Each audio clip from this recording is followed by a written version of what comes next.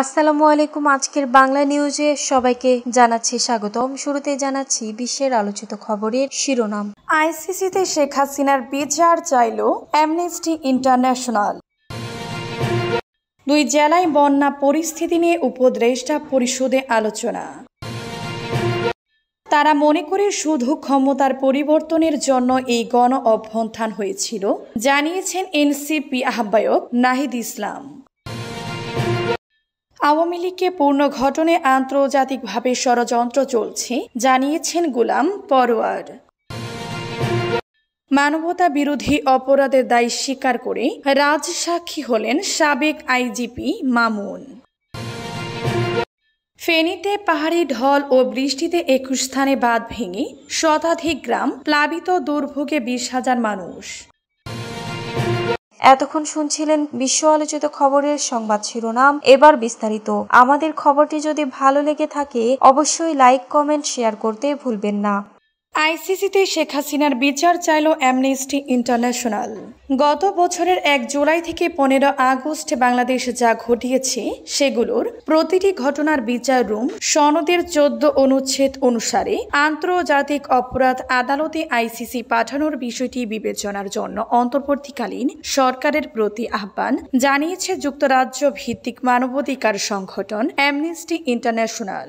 Amnesty international south এশিয়ার Facebook পেজে প্রকাশিত বিবৃতিতে এই আহ্বান জানানো হয়। মূলত বুধবার ব্রিটিশ সংবাদ মাধ্যম বিবিসি প্রকাশিত এক প্রতিবেদনে ক্ষমতাচ্যুত ফ্যাসিস্ট প্রধানমন্ত্রী শেখ হাসিনার ফাঁস হওয়া অডিও বিশ্লেষণ করে বলা হয়েছে, আন্দোলন দমনে তিনি সরাসরি মারণাস্ত্র নিয়ে গুলির নির্দেশ দিয়েছিলেন। এই তথ্যের ভিত্তিতে অ্যামনেস্টি ইন্টারন্যাশনাল আবারও কর্তৃপক্ষের প্রতি সহিংসতার জন্য দায়ীদের জবাবদিহিতার আওতায় আনার আহ্বান জানিয়েছে। বিবৃতিতে বলা হয়েছে, 2025 সালের ফেব্রুয়ারিতে প্রকাশিত জাতিসংঘের একটি তথ্য অনুসন্ধান প্রতিবেদনে দাবি করা হয় যে ওই বিক্ষোভে প্রায় 1400 জন নিহত হয়েছিলেন, যার মধ্যে বিপুল সংখ্যক মানুষ নিহত হয়েছেন সামরিক বাহিনীর রাইফেল ও শটগানের গুলিতে, যার মধ্যে ছিল প্রাণঘাতী ধাতব ছড়রা যা সাধারণত বাংলাদেশের নিরাপত্তা বাহিনী ব্যবহার করে থাকে। আরও হাজার হাজার মানুষ গুরুতর আহত হয়েছেন, যা তাদের স্বাভাবিক জীবন বদলে দিয়েছে। দুই জেলায় বন্যা পরিস্থিতি নিয়ে উপদেষ্টা পরিষদে আলোচনা।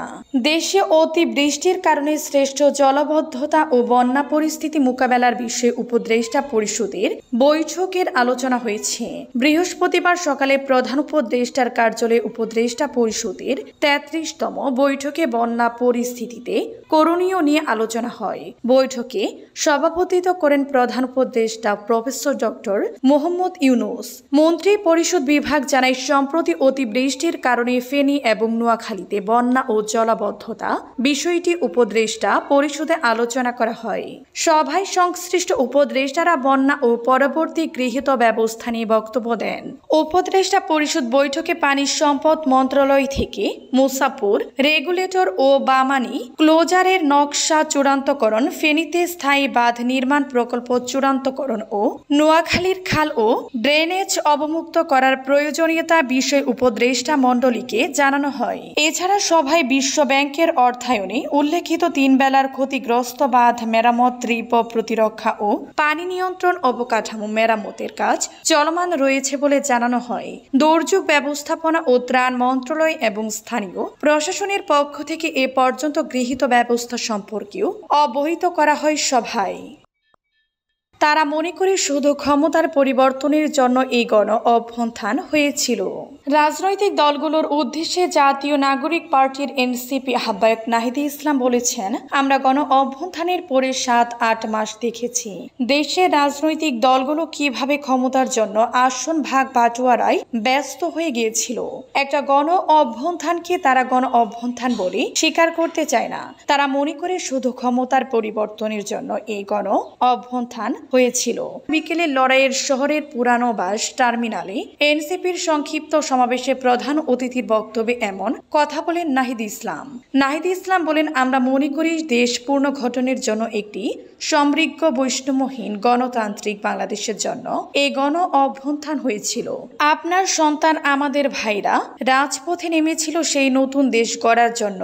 এনসিপির আহ্বায়ক বলেন, আপনারা যারা এখনো এসেছেন শুনেছেন সার্জিস আলম বলেছেন, নতুন দল করা আমাদের লক্ষ্য ছিল না। আমাদের লক্ষ্য ছিল এই দেশকে পুনর্গঠন করা, দেশটাকে ভালোভাবে তৈরি করা। বিদ্যমান যে রাজনৈতিক দলগুলো ছিল যদি তাদের নেতৃত্বে দেশ পুনর্গঠন হওয়া সম্ভব হতো তাহলে হয়তো আমাদের দল করার প্রয়োজনই হতো না, কিন্তু আমরা আস্থা রাখতে পারিনি।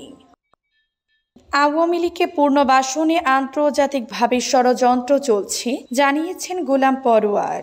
আওয়ামী লীগকে পুনর্বাসনে আন্তর্জাতিকভাবে ষড়যন্ত্র চলছে বলে অভিযোগ করেছেন বাংলাদেশ জামায়াতে ইসলামের সেক্রেটারি জেনারেল মিয়া গোলাম পরোয়ার। বৃহস্পতিবার জাতীয় প্রেস ক্লাবে আয়োজিত এক আলোচনা সভায় বক্তব্যকালে এমনটা বলেন তিনি। গোলাম পরোয়ার বলে, নির্বাচন বা নানা দর্শকের নামে রিফাইন্ড আওয়ামী লীগকে ফেরানোর কোনো সুযোগ নেই।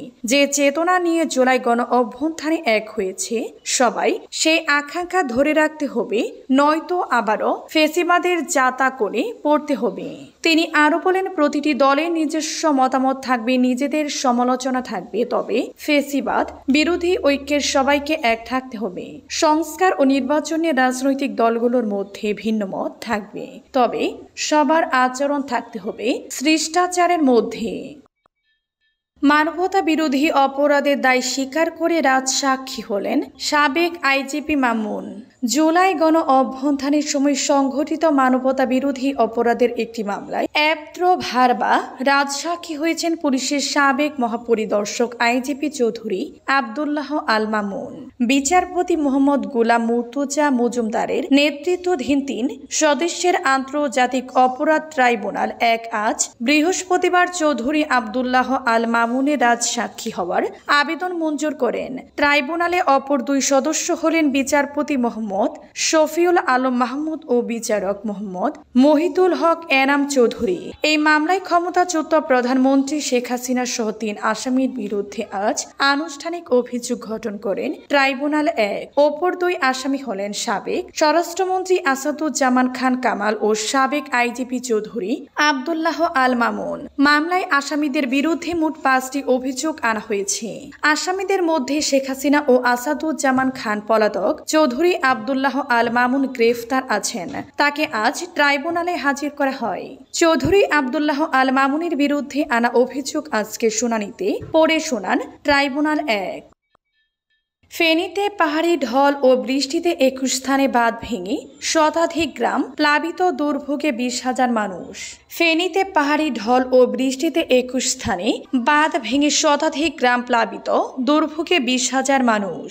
তীব্র স্রোতে পানি প্রবেশ করছে ছাগলনাইয়া উপজেলার বিভিন্ন গ্রামে। একাধিক সড়ক পানিতে তলিয়ে গিয়ে বন্ধ রয়েছে যান চলাচল। এতে দুর্যোগে আক্রান্ত হয়ে ভোগান্তিতে পড়েছেন ২০,০০০-এর বেশি মানুষ। ফেনীতে টানা বৃষ্টি ও পাহাড়ি ঢলে মুহুরী, কুহুয়া ও সিলোনিয়া নদীর বন্যা নিয়ন্ত্রণ বাঁধের ২১টি স্থানে ভেঙে প্লাবিত হয়েছে শতাধিক গ্রাম। বুধবার ৯ জুলাই দুপুর থেকে বৃষ্টি কমার সঙ্গে নদীর পানিও কমতে শুরু করেছে।